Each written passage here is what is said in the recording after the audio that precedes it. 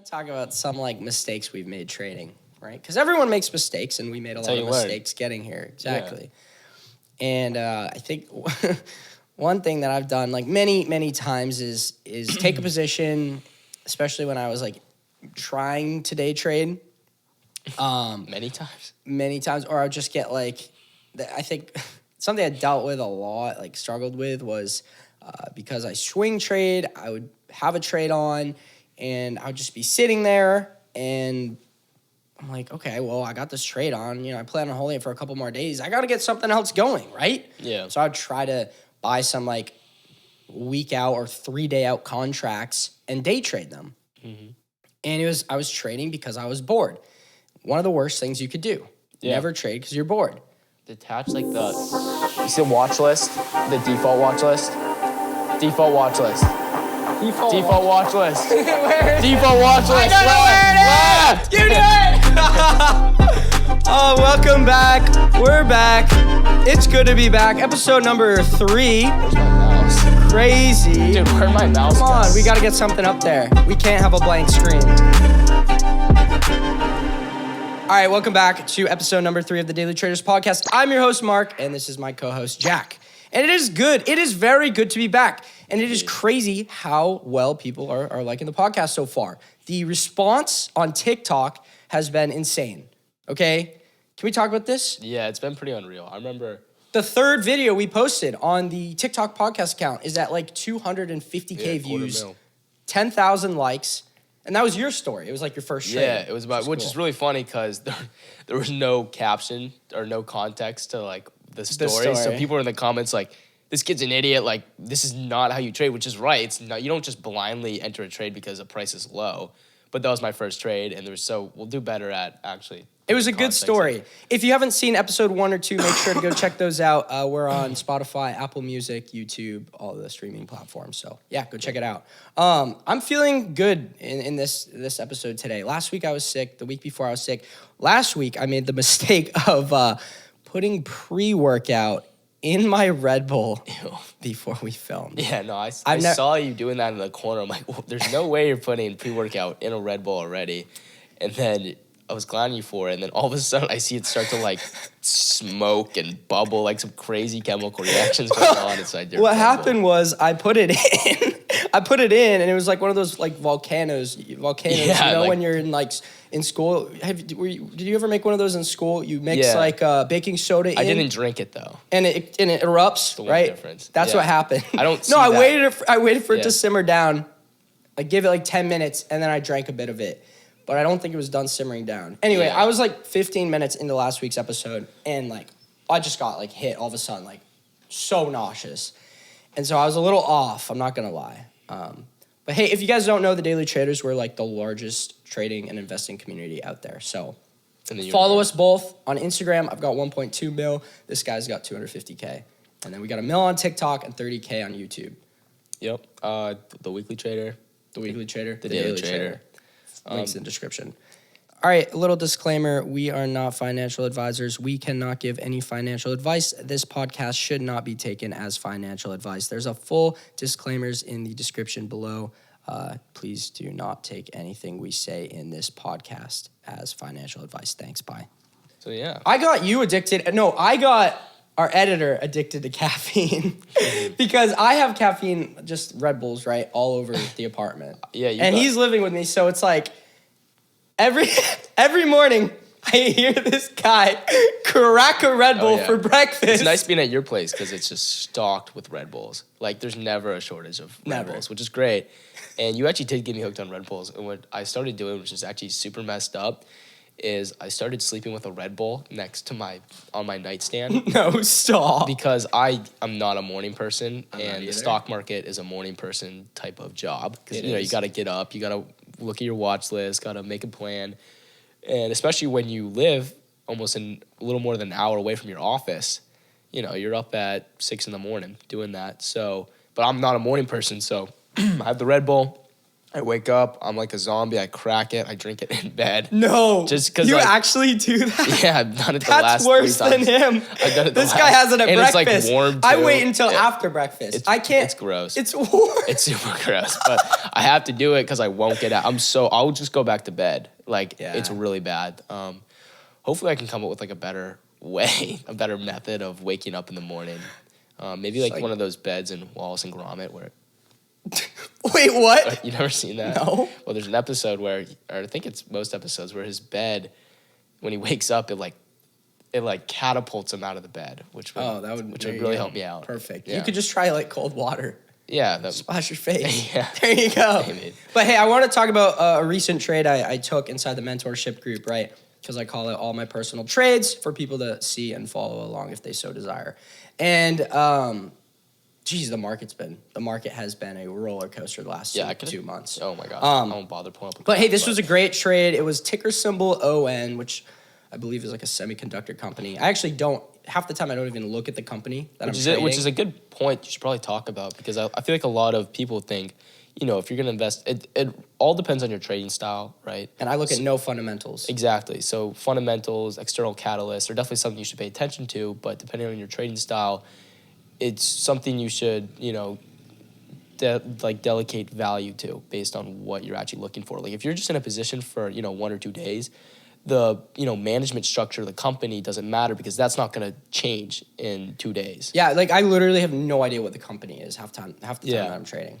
And I could care less, right? Because it doesn't matter with my trading strategy. Anyway, I predicted this trade as I normally do, posted it in the call out section inside the mentorship, which is on Discord. And sure, timing of the market and whatnot, it did help, but I ended up hitting that prediction quite perfectly. We made 50% profit on those contracts. They're option contracts. I trade options. I actually made 75%. You held them a little longer. I held them a little longer, and it went down even more. But that was a 2-day swing. Yeah. Which is like kind of a typical hold period for me, which is in between I guess 3 to 5 days is kind of my hold period for swing trading. And 50% profit is crazy. And seeing all the members, all my students post their profits is just like, wow. Yeah. Like this works. This is helping people. Like people are directly making money just from what I'm sharing. It's really cool to see. It's a really cool community. And it's like no one does this. Like I've said this every podcast, but no one does this. No. I didn't want to make this like a plug for the mentorship, but it was a great trade. It was really cool. And I want to like pop a screenshot up there of like the prediction and then the outcome. Mm-hmm. So we could do that right there. Yeah, it was a good trade. Why did you hold longer?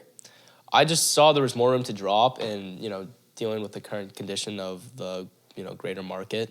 I'm sure now looking back, SPY had a crazy 3-day just freaking bear market. Well, actually, I just saw there was more room to drop, so I held until I forgot what level it was, but there was another key level and held it there, sold. As of yesterday, the S&P closed in bear market territory. Yeah. Okay, and that means it's dropped at least 20% from its peak. What is it, like 23 point? It's down around 21% on the year. Yeah, 21.53. And can we get a number here? What am I up this year on the trading call-outs? 270? 270. Yeah. 270%. And with an 80% win rate. So greatly beating the overall market, which is a good thing. Yeah, no, you can either invest in the S&P and lose 21.53% of your money, or make 270%. Yeah, make 270%. So, but I think that's a really important thing to note. Is like I think a lot of people coming into the market, especially right now, think it's not possible to make money if the market is going down. When in reality that is not the case. Okay, because you can short, you can still find stocks that follow or that go against the overall direction of the market, right? Yeah. There are stocks that aren't going down. They're going up while the market's going down. It's just about finding the opportunities. Yeah, you also have stocks like SQQQ, which is an inverse ETFs you could play, which I know Ricky plays, Ricky Gutierrez.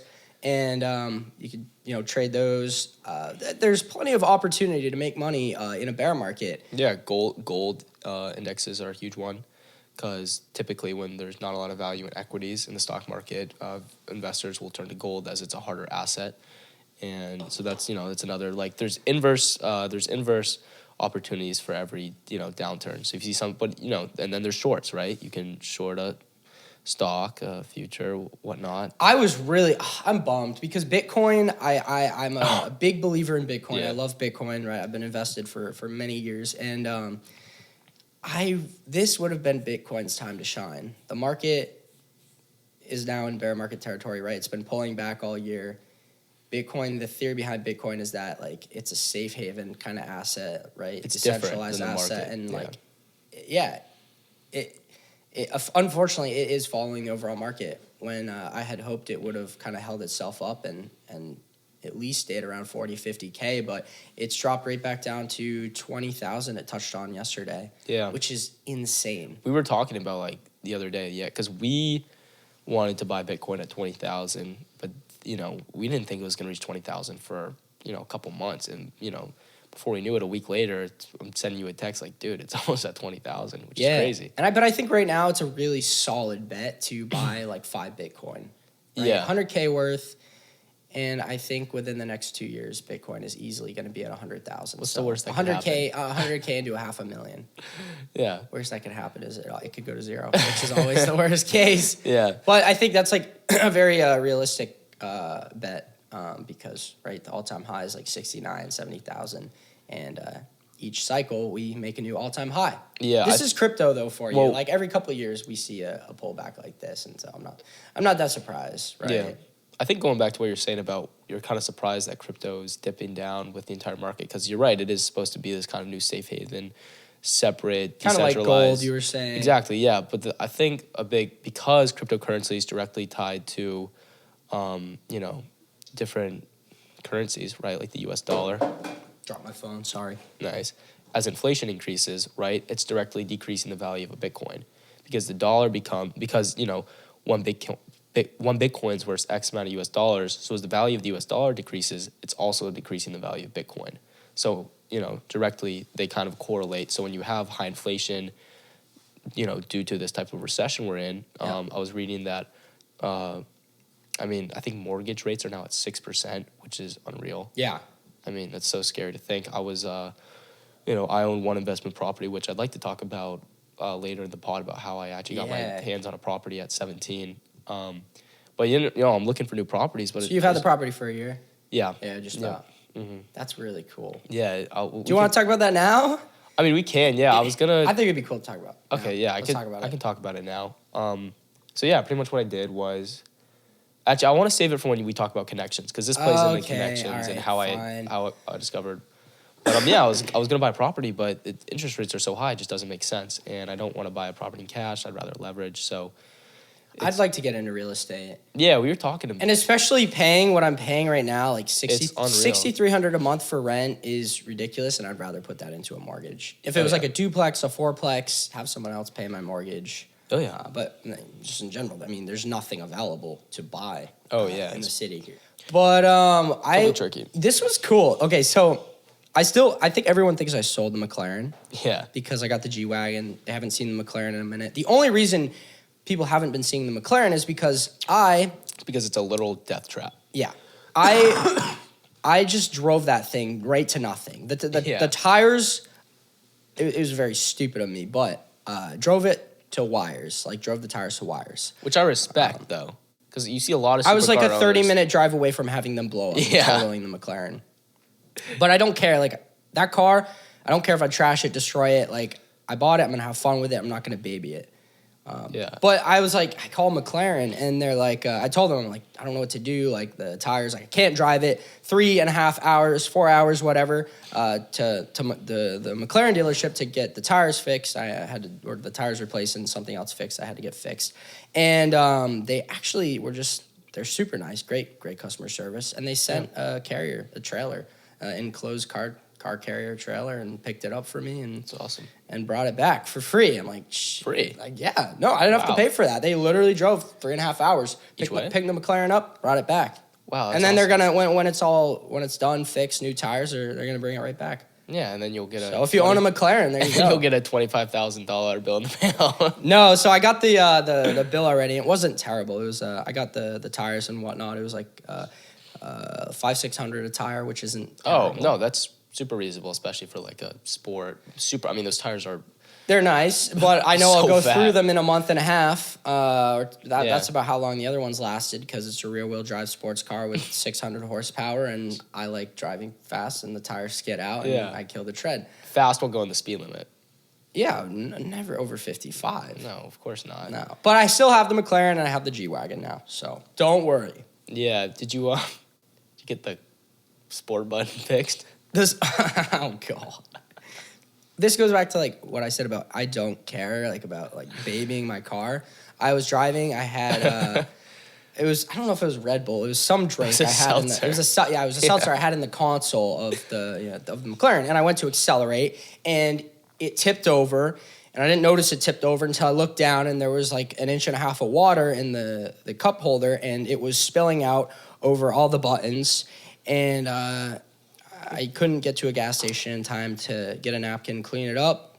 When I got home, I went to try to put it into sport and track mode, and I shorted out the entire dash. Like, none of the buttons would work. Nice. Solid move. That's Solid. Dope. But that was covered under the warranty I got. I pay like $3,000 a year for like anything goes wrong like that. Nice. $3,000 a year. So they fixed that too? They covered that, fixed that. Awesome. Yeah. The funny thing is, I don't think that's the first time you've spilt a drink in your McLaren. Because when I remember I came up to see No, it's not. In Myrtle Beach, you spilt a Red Bull, but because there's like 2 cup holders, but you spilt in the other one. It was the front 2 cup holders. And I looked down, and there's like this pool of Red Bull. Have you ever seen the TikTok and the person does like water and a fish swimming around in their cup holders? No. Well, but that would be me, and it would be Red Bull and a fish. Exactly. I don't know what the fish would do. I've done that with the R8. I've done that with like all my cars. I can't even do that with the G-Wagon because it doesn't have cup holders. Which is honestly a blessing in disguise. Kind of. Except when you want to drink something and there's nowhere to put your cup, which is just like a stupid design flaw, which apparently they have now fixed in the newer models, which is it's good to know that they fixed that. Good. Hey, your iCloud thing popped up. You might want to thank you. Close that. There you go. Oop. Yeah. Nice. I have my personal computer's a Mac, and then I use my work computer because the Mac, I don't know, I'm not a huge tech guy, so I don't know like the whole processors and whatnot, but it pretty much can't run 5 screens. So I used to do engineering, and I had a really fast, I don't know, it's got like 64 gigabytes of RAM or something. I mean, so that's a great computer. It's fast. Yeah, and it can run all the monitors I want. So, but you can't AirDrop. No, there's no AirDrop, and I have to I want all my photos and everything, so I used iCloud, and I don't know, it's a whole thing. I got a Mac Mini. I just call it I don't even know what to call it. Oh, the Mac box, computer box. Yeah. Mac Studio. That thing's great. I can AirDrop from it because it's a Mac. That's why I hate the Windows PC I have over there. Yeah. I think we all are our team's Apple. We're Team Apple. Yeah. We like the Macs, iPhones. You can AirDrop. Totally. That makes things easy. You can do other stuff. And yeah, I got to get rid of that PC. That thing's like a $8,000 piece of that one? Bleep me. I was told not to swear by my mother. Oh. She's like, I'm like, I wasn't, at my family, they all sat down and watched the podcast. They loved it, right? Really? Yeah, they loved it. They thought it was great. And the one thing she was like, you shouldn't swear. I'm like, I don't remember swearing that much, but it's become such a habit that I kind of do it a lot. Yeah. And I want to be a good influence over the younger generation that may be watching this. So we will bleep out swears. No, bleep that. If I swear, you just have to bleep it. I knew that was gonna happen. Yeah. Okay, we're gonna bleep that. Don't swear. Great. Stop. Whole podcast. The whole thing's gonna be beeps like the clips accounts. Yeah. We have a third TikTok account which is like clips, and it's kind of like this is more like a satire type account where we kind of put on little bits and have fun and joke around and I got a taser, and I'll tase you with that. I'll pretend to tase you. I won't really tase you. We'll throw a clip up there. Speaking from of, the clips account. I want to show them the clip. I want to show them the clip where I tase you. All right, then show them the tip where I tase you. The clip. We can't even say clip. I said the same thing. I said tip. Yeah, clip. That's bad. That was funny though. Yeah. We had a little tasing war. I threw it away. Did you? Yeah. Why did you throw it away? Was it broken? Frick that thing. I hate it. Because I'm like, like the office is supposed to be like a safe place to work. It was your idea to have a prank war. Yeah, and no. That was your idea. That's all fair. And then you kiboshed What's it your and then idea? proceeded to buy a taser. And then... Well, I got the taser just to mess with anyone, and then you said we were having a prank war, and I thought I would take full advantage of it. Okay, well, why not? Prank war is not over, so better stay on your toes. I actually wanted to talk about something that scared me. I was driving down the car, and I follow... You're driving down? Yeah. Driving down here? No, I was driving to go to the lake with a friend on the boat, and I follow a couple like news outlets that I like that kind of give me tidbits of what's going on with the economy and big companies such as Google, Apple, Tesla, whatnot. And I see this come up, and it says Google employee is like fired or suspended because he came out with information about a sentient AI. And I read this, I was like, it's bad. I was like, oh, what does sentient mean? So I Googled it. I don't know. And you don't know what sentient means? No. You know what sentient means? Me? Yeah. No. Sentient means to be able to feel emotion. And What? Yeah. An AI that So can feel Google emotion. supposedly created this type of AI or is testing some type of AI, and it was able to feel emotion. And the employee pretty much came out and said it was against my, I think like he said it was against my ethics to not come out with this because it was so substantial in. I mean, think about a robot having emotions. That's really scary. Really scary. Because, I mean, I feel like the only thing that separates humans from robots, because the robots are so complicated now with machine learning, and, I mean, Tesla's unreal with their self-driving, which I think we were going to talk about later. Tesla's taking away their self, or they might. What is it? I didn't read the article. I'm sorry. I'll pull it up. I was supposed to do my homework, and I didn't do my homework. I didn't read the article, and now I don't know what to say. Because I didn't read the article, but Tesla they're getting threatened to have their self-driving removed. Yeah, I'll read the title. It goes, Elon Musk regulatory woes mount as U.S. moves closer to recalling Tesla's self-driving software. I think there's been too many problems with it, like too many crashes or something. I've been trying to convince my grandmother to get a Tesla. I think it would be perfect. Yeah, because it's like safe and first car I want to like Tesla's I want a Tesla. I think everyone should have a Tesla. Yeah, I think I'm a big Tesla guy. Me too. I think it's also I'm a big guy for global warming. Not for global warming, against global warming. Okay. That makes sense. But yeah, no, I think EVs are great. They get a lot of hate though for where'd your electricity come from? Whether it was, a plant burning coal, oil, whatnot. But I think a lot of electric cars look stupid though. Like besides a Tesla, they try to make them look like futuristic or just like different. I don't know. They've recently been doing pretty, have you seen like the Ford Lightning? They have all these other brands like I don't like Rivian. I think I saw, cool. There was one I saw the other day. It was so ugly. What happened to the Cybertruck? I don't know, dude. I think it's delayed. I saw somewhere it's either delayed or having problems. It was supposed to. They're still coming out with the Cybertruck. It was supposed to come out like a couple years ago. Yeah, that's what I thought. Which is crazy. It's so funny. Huh? But I mean, it worked. They probably have 1 million. I think they have like a crazy amount of. I know they have a crazy amount of pre-orders on for that thing. Think about how many it was only like $100 though. I'm pretty sure it was like $100 I don't want to talk too much on it because I don't know too much about it. But I know a lot of people want it and no one has it. I know what I know a lot about. Yeah, speaking of, do you want to talk about, I think one of the things we want to touch on was how important connections are. Yeah, I want to talk about this because I'm pretty passionate about this subject, and I came up with a quote, and you came up with the quote? Yeah, this is your quote. This is my quote. Okay, you didn't get this. Now I'm gonna Pinterest. I'm gonna f it up. I'm gonna f this quote up. All right. Yep. One connection, if it's the right connection, could be worth more than a 4-year degree. $200,000 out the window. 4 years of your life. We should put that on our wall. That's an extended version of the quote. But I do think that the one connection could be worth more than 4 years of college. Yeah. Networking connections are huge. I was out in LA for 6 months. I did a lot of networking. I met a lot of people. Now I have a lot of connections out in LA, which is awesome. Yeah. No, and when we were out in AZ, we wanted to do some content. You just called up people, and before we knew it, we had think about that models, film crew at the crib, and it was literally literally next day, 8 hours later, which is pretty unreal. But yeah, connections are so important, and a lot of people don't realize how much a connection can do for you for example, something that's very immediate, is you. I mean, I had this connection with you, and it kind of, I didn't just go out. I took the course and whatnot, and eventually I reached out, and you invited me out to Arizona, and look where I have an office with you, and I know, we're doing it's some crazy. really cool stuff, and we have these big plans, moving offices, growing the company. So just one connection with the Daily Trader has done so much for me personally, and it put me in a position where I'm able to drop out of college.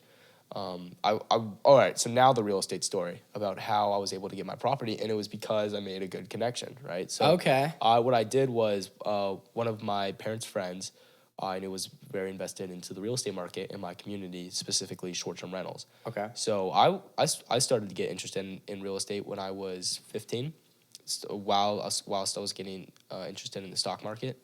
And I was more interested in real estate in this time, actually. And I was reading a bunch of books. I really liked the whole Bigger Pockets group, if you don't know about that. But they had a good blog that I was always on. And I reached out to this guy and I said, hey, let me intern for you. And he pretty much said, yeah. He let this, I looked like I was 12, this 15-year-old kid. I couldn't drive. I had my mom drop me off at some of his properties. And I would do stuff like go buy an HDMI cable so we could watch his son's hockey game on the TV. Or I'd pick him up coffee, or I'd, Really? I would scrape a freaking wallpaper off a 17th century house for 5 hours straight. Like the jobs ever. And I did this for a while for zero pay. Wow. I didn't get paid a single dollar. Wow, And for really? exchange, what I got out of it was I would get to talk to him for like an hour. Wow. We'd go get lunch. And I learned a lot about, because he used to work raising capital for hedge funds. So pretty much what he did was he would go to banks, and because a lot of hedge funds are funded through banks, right? They have, banks have hundreds of millions of dollars that they need to grow, and they'll give it to hedge funds. If you don't know what a hedge fund is, it's pretty much essentially their big focus isn't on growing a lot of money. It's more protecting the downside, right? Hedging. So if you look at the S&P versus hedge fund earnings, they don't necessarily beat the S&P, but when the S&P goes down, 25%. You have big market crashes like the 2008 crash. Hedge funds are only decreasing 8%, 3%, opposed to like 50, right? So maybe not 50%, but 20%. But you get the point. Mm-hmm. So I learned a lot. And I eventually grew my knowledge just with this one connection with this guy. And I eventually became knowledgeable enough to figure out how to buy my own property. And I got really creative with financing. So what I did was I found a property, right, that I thought would be a good deal. And it was pretty much I found a motivated seller. And they were motivated because they were this couple that was getting divorced, and they needed to sell the property, but the property was in terrible shape, right? It used to be like a bakery, and the property was just in bad shape. The bathrooms didn't work, and so they were really motivated to sell the house in this high value market, but nobody wanted to buy the house because it was it was a dump. Yeah. So I came in, they were selling it for $345. I talked them down to $300, and I didn't have any money really at the time. I had like $5,000 saved up in my account from working, and I pretty much went to my mom and said, hey, like, listen, here's this great opportunity. What we can do is when we bought our house, I'll just talk numbers, $500,000, right? Mm-hmm. And then the market shot up. This is when the market was going crazy with real estate. And so our house immediately gained $70,000 worth of value, right? Right off. Equity. So what we did was had the house we were living in, our main residence, appraised, right? Yep. And so we had the gained $70,000 equity realized by the bank. So now this is a $70,000 pretty much in our pockets out of thin air. So what I did was took that $70,000 equity and used it as a down payment for this new property, and then combined the two mortgages. So now whatever debt was added from that property onto the main residence, and just extended the amortization period of the loan and kept the same payment. So now the property is cash flowing, paying off the main residence home, and making an extra $3,000 or $4,000 every month. Wow. Yeah. Dang, that's impressive. How'd you figure that out? Wow. So just connections. Like I said, it's You like just talked to this guy and learned all I read this. a lot. I like to read a lot. So read a lot of books, learned a lot about finance. We could probably link some books that have really helped me out in the description. Sure. I'll connect with the editor on that. But yeah, talking with this guy, I learned a lot about finance. Creative financing is huge.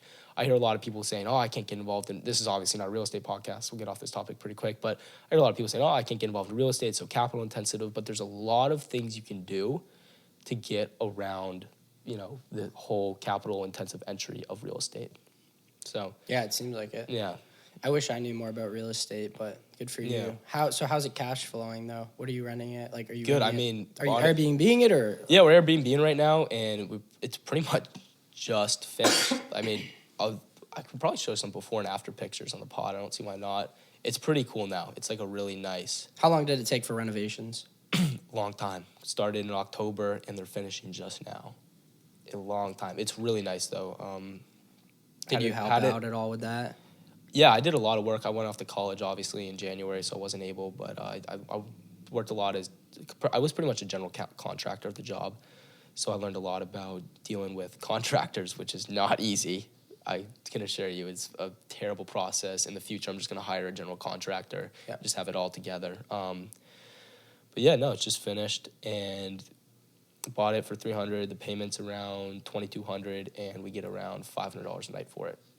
Oh wow, $500 a night. Dang, and that's really good. Do you think obviously it's Airbnb, so vacancies are different. But yeah, I did the math, and about like a 9% cap rate, it's valued at, I believe, with all the expenses and everything, I think $750,000. So not bad. When are you gonna get your next property? Well, are you looking right now? Yeah, I'm just waiting till interest rates go down because it's so tough. It's so like expensive. Throwing away money pretty much, because if you let's say I bought a house now, I'm gonna end up losing $150,000 depending on the price of the house, probably average because that's around my price range right now, just on interest, right?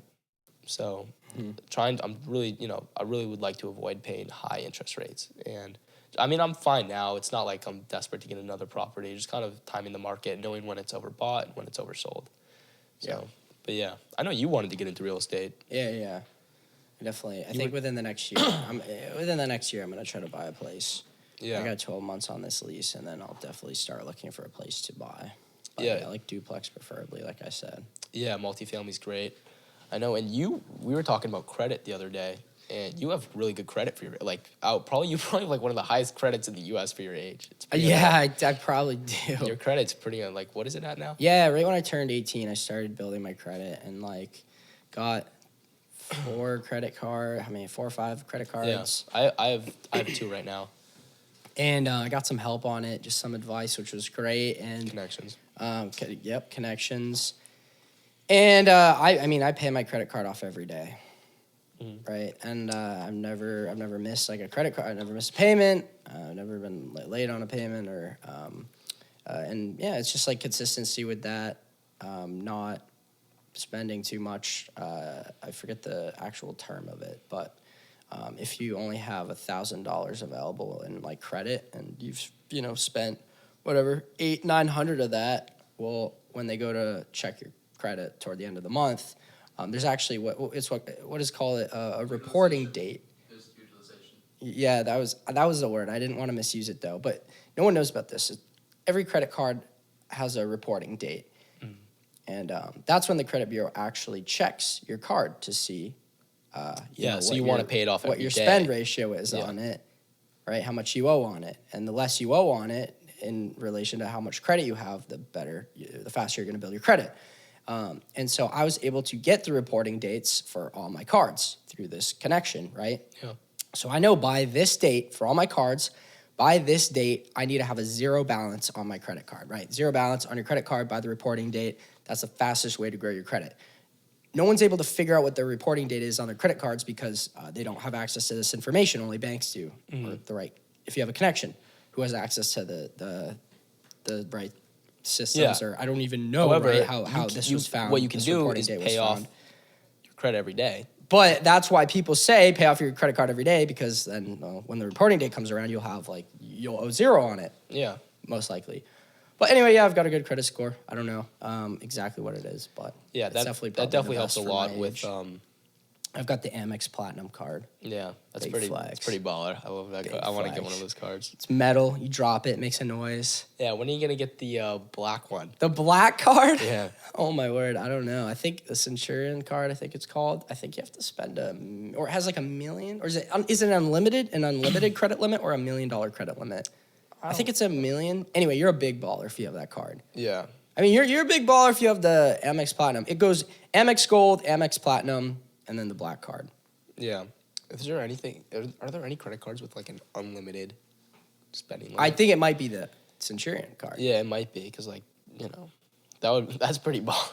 Yeah, I remember I made a TikTok about that, and I was like, "Yo, I got this credit card," and everyone was like, "Dang!" Like, because it's just, I mean, I even remember working like just running cash register back when I was you'd see just working at 9 to 5, cards. right, for a bit. Yeah, and I would see, someone would come up with a gold card. I hardly saw any platinum cards, and I would be like, "Yeah, they're doing very well." Yeah, and look at what car they were driving. That's how I would know in college what kids, because I went to a very like wealthy school. I wasn't wealthy myself, but I got a big scholarship. But I could tell because the wealthy kids were signed on their parents' credit cards, and they'd pull out I saw a few kids with black Amex cards. No way. Yeah. Dang. And kids would pull out platinum credit cards, and when they say, "No, this is my money," I knew they'd be lying. Yeah. You're not. Yeah. You're not gonna get a card. You're not gonna get a personalized platinum Amex card signed to you at 18 unless you're, the Daily Trader or 20. But Dang. yeah, that's. Hey, I think we're going to go to a break here because the stupid camera we have stops recording at 30 minutes. So we're literally going to cut to a quick break and we'll be back. All right, welcome back. A little intermission there. Yeah. We've got some good stories to talk about, so don't leave. We're going to talk about some mistakes we've made trading, right? Because everyone makes mistakes and we made a lot of mistakes getting here. Exactly. Yeah. And I think... One thing that I've done many times is take a position, especially when I was trying to day trade. Many times, or I'll just get I think something I dealt with a lot, struggled with was because I swing trade, I would have a trade on, and I would just be sitting there, and I'm like, okay, well, I got this trade on, I plan on holding it for a couple more days. I got to get something else going, right? Yeah. So I'd try to buy some week out or 3 day out contracts and day trade them. Mm-hmm. And I was trading because I was bored. One of the worst things you could do. Yeah. Never trade because you're bored. Or never trade to relieve boredom. That's a really good point. Never trade to relieve boredom. So what I would do is I would, buy a contract. I would try to day trade it. I would trade right up until the last hour of the day. A couple times I couldn't get filled. So it would be 357. Put my order in, right? Can't get filled. Come on, adjust the order. Can't get filled. Bell goes off. Oh my God, I've still got $10,000-$15,000 worth of contracts that expire, this next week, right? And you were doing this when you still had a decent, when you kind of found some success. Oh yeah, I was messing around because I was bored. Yeah, and I'd have $15,000. I couldn't get out of that position. They're contracts that expire next week. Okay, weekend goes by. Market opens Monday. One time I remember my contracts went to almost worthless. They were negative 90%. That was $2,000, 2.5K wiped in 3 seconds when the market opened Monday. The theta of those contracts, which if you don't know what theta is, you want to describe theta for people who don't know what theta is? So with options, you have to pay to play essentially. So every day it costs you to hold each contract. You could see how much it costs. It'll be $20 a day, $30 a day to hold the contract. And the closer the contract gets to expiration, it becomes more expensive each day to hold the contract. So even on weekends, you are still paying theta, right? It's time. Theta's time decay. Decay over time of a contract. And so theta over the weekend, Saturday, Sunday, say you have 100 contracts, whatever they cost, $20 a day to hold both days of the weekend. You can see how if the stock opens flat, you're still going to be down, and if the stock opens red, you're going to be down that much more. And, I'm sure you've done that where you can't get filled. You're trying to get filled, and then the bell goes off, and you're like, oh my God, I've still got this position. No, I've done that. And one little quick tidbit before I kind of go into the story is you got to be careful with intraday trading when you're trading options, especially when they're not in the money or they're close to being out of the money, is because pretty much at that point, if they're not in the money, the only value they got left is the theta, really, right? Because if they're out of the money, if an option expires out of the money, it's worth zero. right?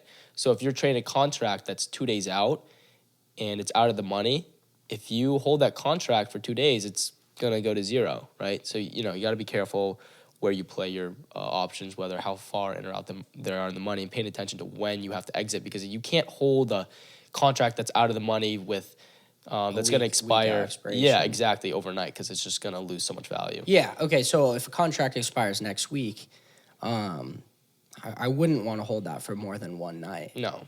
Yeah. But that's why I typically buy a month to 2 months out. Exactly. Even if you're only planning to hold them for a day or two. Exactly. Yeah. Unless you're trying to like day trade options, like contracts, and then you can go like a week out if you plan on closing it. Exactly. You just gotta. The day. It's just it's more risk. You just gotta make sure you close it. Listen, you could do it theoretically. You could do it. You could buy a contract like Thursday, you could buy a contract Thursday that expires the following Friday, and really hope you're gonna get a big move the next day. Yeah, it has to be a mix. So just giving yourself room for error is kind of paying attention to the theta and time. Which is time, theta, and where it is relative to where the contract is in or out of the money. But yeah, so I had a really funny mistake, and I will never do it again. And I actually only look at my phone clock now when I'm trading for this particular reason. And I was day trading in college, right? And I had about a $5,000 option position. Like we were talking about, options that are about to expire, that are right on the edge of being in the money, are super volatile and can go to zero very quick. So I think it was up like $1,500, just kind of trading in my college dorm. And what I did was I had a little clock that I got from Target, right? Typical college Target interior design work. And that clock was not very accurate, and it was actually 1 or 2 minutes behind the actual time, right? I see where this is going. I was watching the clock, and I was just letting the stock was just dumping. So I was like, all right, I'm gonna ride this to the very end, then I'm gonna sell it for market so it closes quickly, right? Which is a whole other thing we can get into is how to actually, because that's a lot of thing that beginners struggle with, especially on intraday trading, is actually getting a contract at a good price. Because if you buy it at market, oftentimes you'll get screwed. Getting a good fill. Exactly, and then if you're buying at market, you get screwed. Now the stock has to make a much bigger move for you to even break even. Or depends on the spread, depends on the volume. Exactly. So learning how to kind of read all that, which I'm sure we can talk about another time. But anyways, yeah, so this clock was 2 minutes early, which meant when that clock struck 4, it was actually 4:02, which means market is closed. And I was looking at that clock, and right when it hit 3:59, I tried to exit the trades. Little did I know, when it hit 3:59, market closed, and I get the ding, ding, ding. No. And I'm like, because these contracts were expiring. I think they were expiring 2 days out. Oh. And I lost. Nothing too bad. I think I lost like $1,000, whatnot. But I went from being up 1,500 to losing 1,000. It's just because of a stupid mistake. Because your clock was off. Don't look at the clocks on the wall. I don't know if everyone can see them. Yeah. I'd never look at those. These are off a minute. They're more for the podcast, kind of like seeing where we're at. They look cool. It's kind of easy to, they look cool. And you can also tell we don't cut stuff out. It keeps us honest. Exactly. But yeah, so now I only look at, whenever I'm entering or exiting a trade, I only look at my phone. And that's why. That's smart. Because I don't want to do that again. Yeah, I've done that a good amount of times where I've just really trying to hold it out until the last minute, trying to make the most I could possibly make. And then one time our internet went out, and oh my God, it used to go out a lot at my house. And it was last 5 minutes of market open, internet goes out. I run up, unplug the router, wait 30 seconds, plug it back in. I couldn't get back and get my TOS back on in time. And I got stuck with those contracts. Something I also used to do a lot, which was bad, was playing earnings. Now, Oof. playing a company's earnings is a very bad idea, and I don't recommend it because it's a coin toss. Yeah. You could make a lot of money, and I have made a lot of money off earnings, but I've lost just as much. Oh yeah, I bet. And there's multiple reasons for that, but there was a trade I took. What was it? It was probably back in September last year, and I think that was probably the last time I played earnings. And believe it or not, it went well. But I'm like, you never want to reward yourself off of a stupid trade, or like, you're making a bad decision doing something, yet you make money, it just gets you in a bad spot mentally, where like you'll do it again, you'll do it again, you'll do it again. You're gonna train yourself into bad habits. But I made it was like $4,500 off of 1,000, which was insane. Really? It was like $940 into almost 4,500 off of playing. So you weren't betting super heavy on this. You were just kind of no, it was just like a gamble. Well, that's what I was doing though, and like that's if you want to, because that was probably like 0.5% of your portfolio. Yeah, it was like nothing, but it doesn't matter because it's still like you just shouldn't be taking those trades in the first. I shouldn't have taken that gamble trade in the first place because I got the urge like, I'll just play it like, hey, if it goes like earnings normally, gap up, gap down like 10, 15% aftermarket or pre-market, depending, right? And what happened was it sold off like, I think it was like 25, 30% aftermarket, and then actually held that pre-market into market opened down like 25%, sold those contracts, it was nice, like a ridiculous amount of percentage-wise. And then I realized like, this is stupid. This is straight gambling, and I shouldn't ever do this again. And then I haven't. Yeah, I played. But there's the IV crush with earnings too. It's like the expected volatility heading into earnings, like because everyone knows there's like all this volatility. Yeah. So that also is why your contracts will get killed. Mm-hmm. That has to do with all the Greeks. We were talking about Theta. Mm-hmm. Theta's a Greek. There's other Greeks. Yeah, I'm not even going to get into that. We can probably do an episode. I talked about that in the master class. We can do it. If you want to learn about trading, by the way, first link in the description. Market master class. Mentorship group, right? You can join. You can see what I'm trading. You can see exactly when I'm buying and selling, and then you can get access to my trading system. Little plug there. Yeah, I have a pretty funny trade, just to show like how unpredictable earnings are. I was trading Pfizer earnings, right? And I, with COVID and everything, the vaccine was huge, obviously, and Pfizer obviously made a ton of money.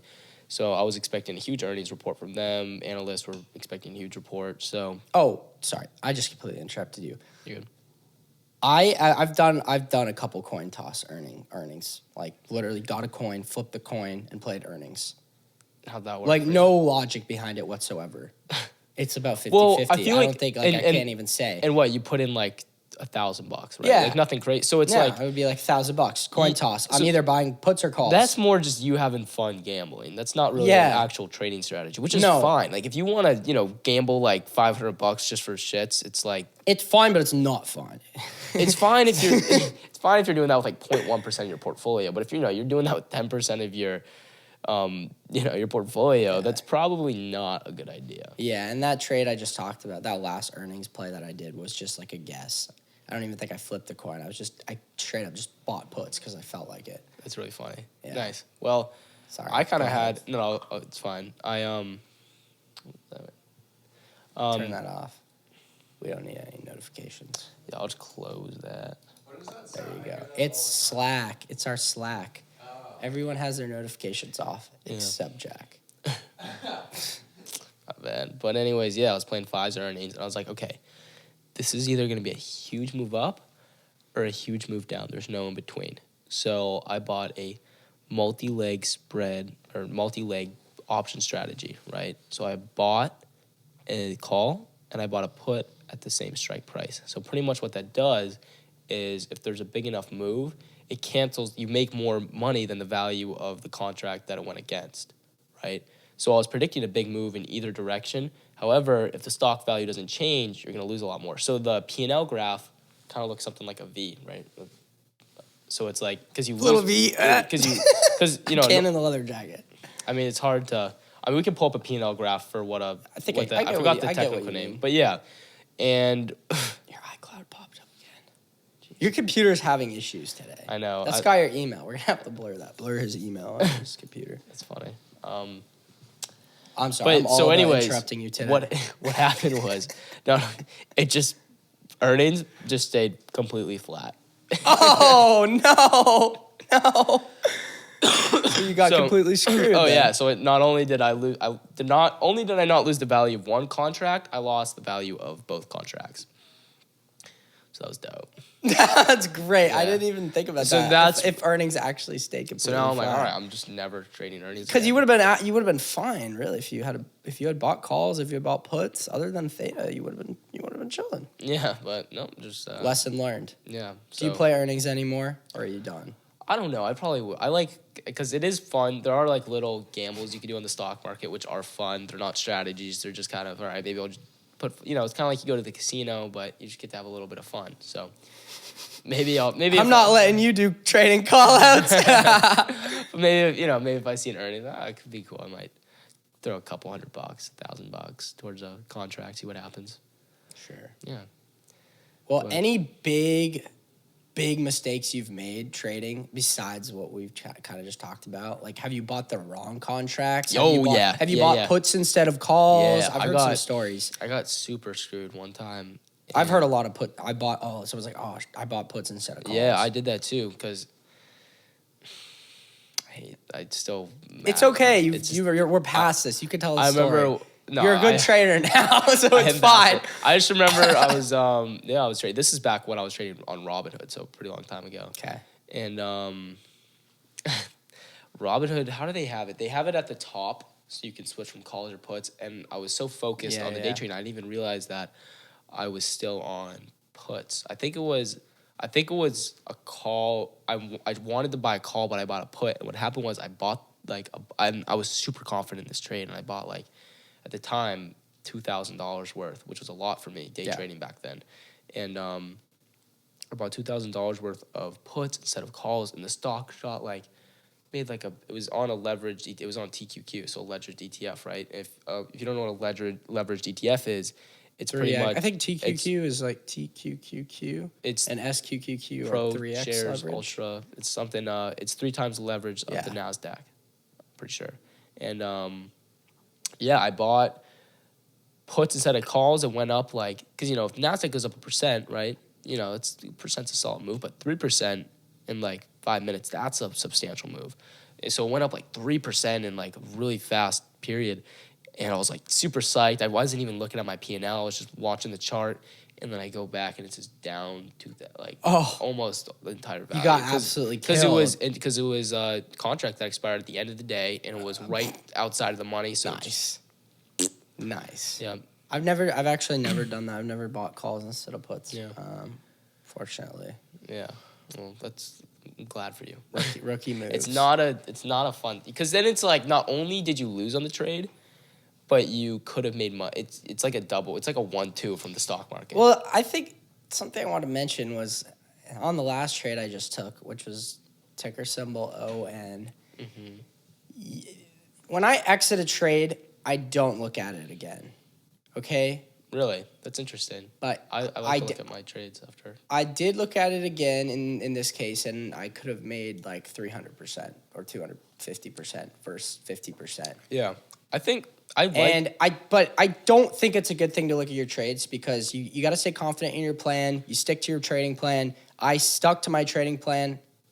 I sold the contracts, took my profit, and I moved on. And I think looking at the chart again and then seeing if I had just held a little longer, it's just training your mind in the wrong way, to where you're gonna start doing that every time, and then you'll remember that last time where if I just held a little longer, and then you will hold a little longer. Maybe you'll actually look at it and be like, oh, I sold at the perfect time, and that's validating, and you're like, okay, my strategy definitely works, but I found that not looking at all and just closing the trade out and moving on, all right, it was a good trade. I'm happy with that.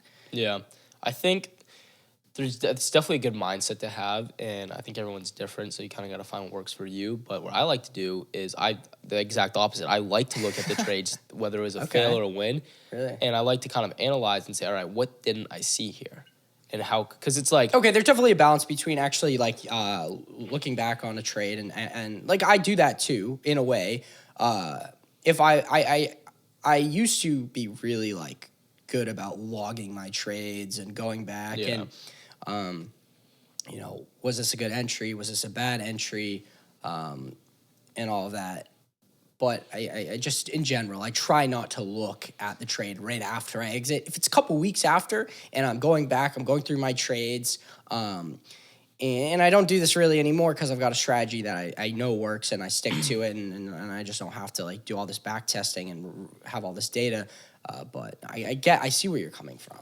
Yeah, I think for me, looking back at old charts that I made trades on, is kind of like watching. Now it's huge with sports. Is they video the sport and then you're able to go back and watch you play the sport, right? So I was a big ski racer, and the big thing was we'd video and you'd go back and you'd watch. You say, all right, I need more outside edge pressure. I need to get higher above the gate. Two technical terms that don't really matter, but it's like for the stock market, it's like, I look and say, okay, I was planning. Sorry, I'll just mute my computer. I'll do. Yeah, but it's like going and looking back at your trades. It's almost like going back and watching a video of you doing a sport. You kind of see, all right, my plan was to come out at this, let's say, support level. If you're going short, my plan was to come out at this resistance level, but maybe I could have played down to this moving average instead. And why could I have played? Like, what made the stock likely to go down to this certain level that I didn't see? So kind of, I feel like it's a way to grow as a trader and see what you did wrong, because you can go wrong on the exit. That's a really good point. Taking profits too early, while it's way better than taking profits too late and losing money, is definitely an issue with some people. So learning, kind of how you can improve is.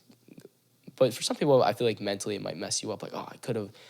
But it's actually realizing, like, why could I have gone longer on this trade on a technical, logical analysis, not just, I should have held the contract longer, you know what I mean? Yeah. So looking back and looking at the chart and really seeing why and reasoning why you could have held that longer and trying to apply that to your trading strategy in the future. That's a good point. I got hit by a car yesterday almost. Dramatic change of subject. You were ready for that? No way. I literally almost got hit by a car. I was getting out. And I was running into the bank. My assistant was with me.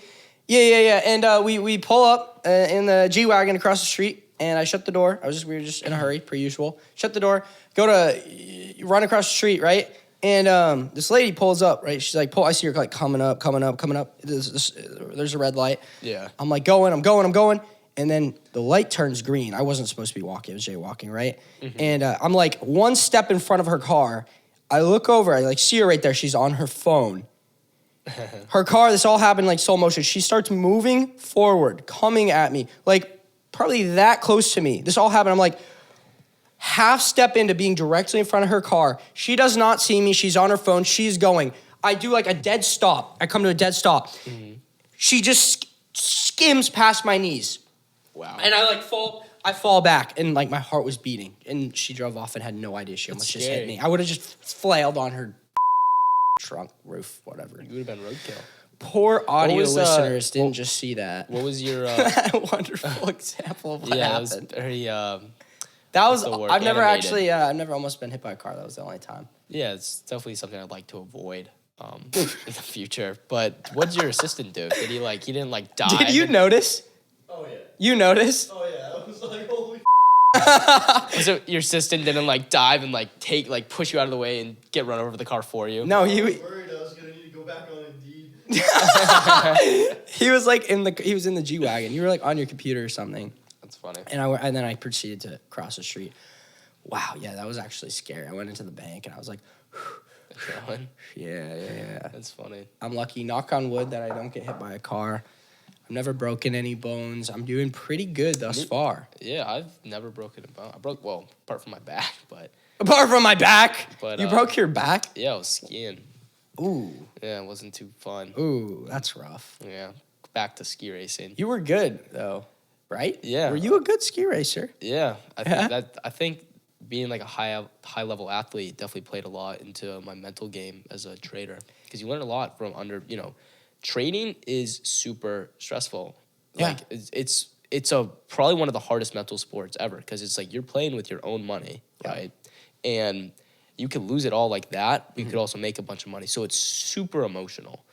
And if you're an athlete or if you're trading and you're mentally construed, you're not going to be able to perform at your best. You know what I mean? If you're at the top, if you're on the pitch, right, for a soccer game, or you're about, your QB about to, throw a touchdown, it's like, if you're not mentally on, if you're thinking about something else, or you're stressed, you're anxious, you're not going to perform at your best.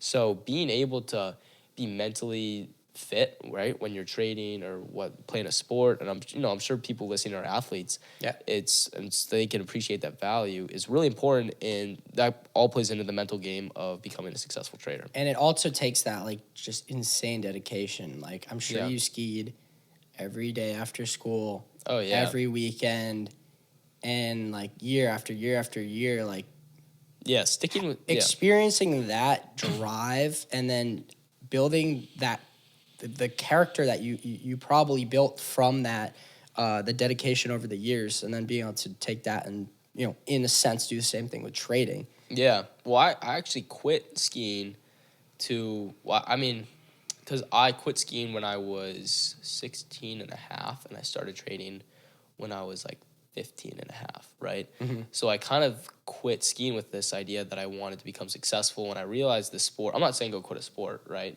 But I'm saying what happened to me was I realized that I wanted to make money, and you can only focus so much of your time towards one thing, and I was skiing all the time. I was skiing 50 hours a week in the winter. Yeah. So I had no time to trade, do real estate, and school, and social life. I just didn't have time. So I had to let something go, and that something for me was skiing.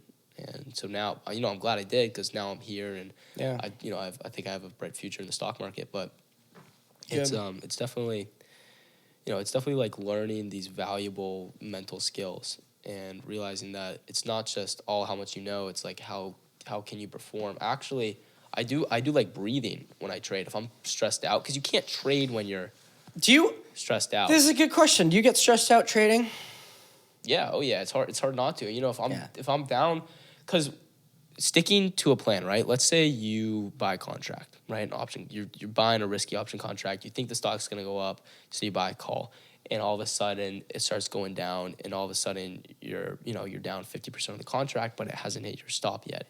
It's like controlling like that motion to think, because you really have to think logically. You can't think emotionally, and that's being anxious and saying, "Oh no, I've lost too much money. I just don't want to cut my losses," or even worse, hit your stop loss and you thinking, "All right, I'll make it back. You know what I mean?" That's the worst, in my opinion, is when something hits your stop loss, or especially if it's a mental stop loss, obviously, and you tell yourself, "All right, I'll just go to the next one." Yeah, you know what I mean. You have to have a defined stop loss that you're going to stick to. Otherwise, what's the point? You know what I mean? If you don't have a defined stop loss, which is, I've had so many that, I've learned that the hard way, is where I've had stop losses and I didn't commit to them. Yeah. And I've lost all my money. Yeah. Before I enter a trade, I know exactly how much I'm willing to lose and how much I'm trying to make. And I think everyone should, right? Yeah. It's part of creating a trading plan. But I used to get really stressed out trading, and I definitely still do. I'm not going to say I don't get stressed, but I don't get as stressed. I think that's just with time. Yeah. And like with the call outs inside the mentorship, it's a lot of pressure, right? Oh, yeah. Because I know there's people watching. Like, if I say, hey, I'm buying this stock, like, hey. It's a ton of pressure, yeah. There might be 5, 6, 7, 2,000 other people buying the same stock or contract, right? So definitely knowing that there is people in a way like that people are in a sense relying on me, or are relying on me. Yeah, sure. That's pressure, but I can't believe it's like I'm not actually more stressed out over that than I am, which is really interesting. You learn, like an athlete, you learn to perform under pressure, and it's like the best athletes perform under pressure, and that's what they do. Like in those clutch moments, they come through. Can I have a water? Can I have a water? I need water. Yeah, can I also get a water? The Red Bulls are out. This is not good. We've got the Spry gum, though. We need to make a... Oh, caught it. We need to make a Spry gum joke. Oh, you got it.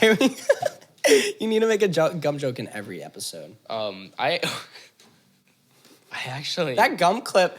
We posted the clip on the pod TikTok where you talked about your gum addiction and how you collect those cans, right? And that clip got like 50,000 views. Yeah. That was crazy. Did we upload... Did we upload... pod clip? Okay. Yeah, it did like 50,000 views. To be fair, I read the comments, and a lot of them were like, wow, I just wasted 30 minutes of my life, 30 seconds of my life. But that's so funny. That's what we were saying. But, if you watched to the end, I guess it was a riveting story. But it was. I actually did some research, and I found out the company that owns this gum. It's called Xlear. They make other dental hygiene products like toothpaste, mouthwash, and I DM'd them on Instagram. Did you actually? Stop. No, you did not. This is like a full paragraph. And is it on scene? Did they open it?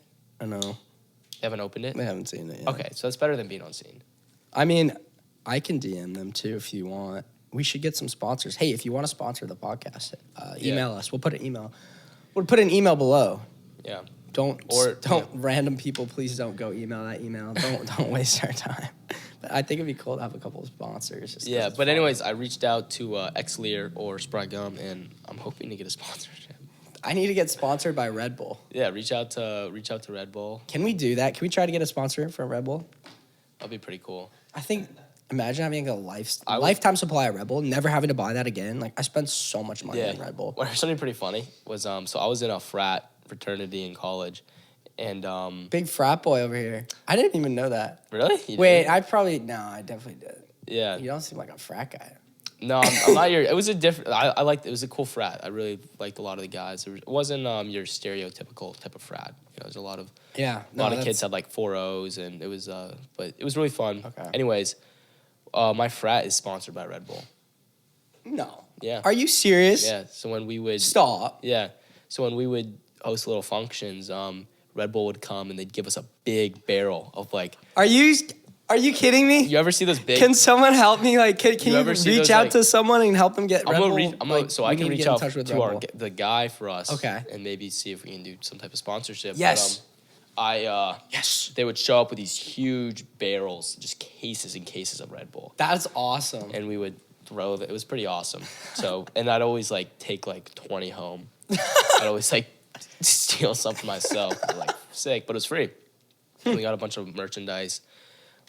They'd pull up in the truck, the Red Bull like Mini Coopers. They have like the Red Bull can. You ever seen those? Yeah. What is this water though? Yeah, it tastes like filtered water. This is not what I terrible. ordered in the mail. I ordered on Amazon. Pure Life, healthy hydration, straight from the sewer waters. Yeah, that's some awful water. Like I normally don't say water tastes awful, but this water tastes. I get awful. uncomfortable when there's more ingredients in water than there are. Wait, no, there's ingredients in here? Yeah, there's ingredients in this water, which is that's not just water. Which is weird. I feel like it's way PA. Yeah, that's wouldn't it? Pennsylvania. Yeah. Water straight from the streets of Pennsylvania. I feel like it would be way more affordable for companies not to put ingredients in water because it's just water.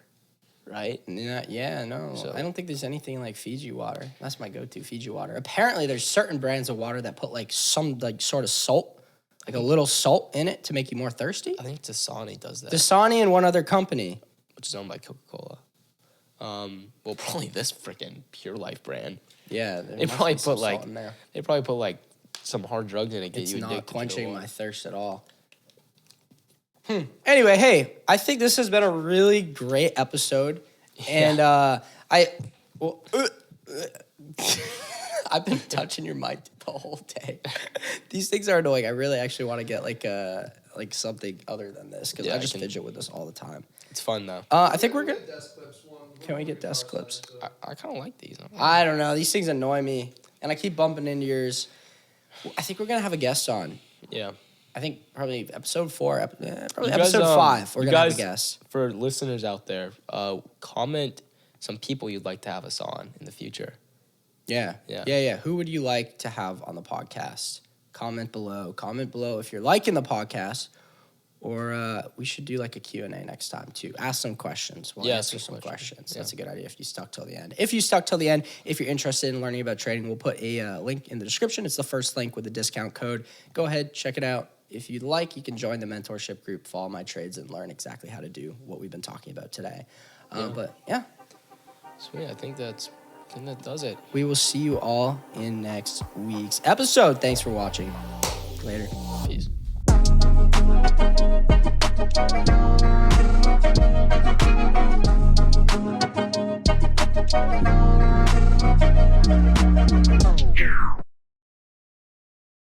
All right, we got to put this in here, a little legal disclaimer. We are not financial advisors. We cannot give any financial advice. Are you off, bro.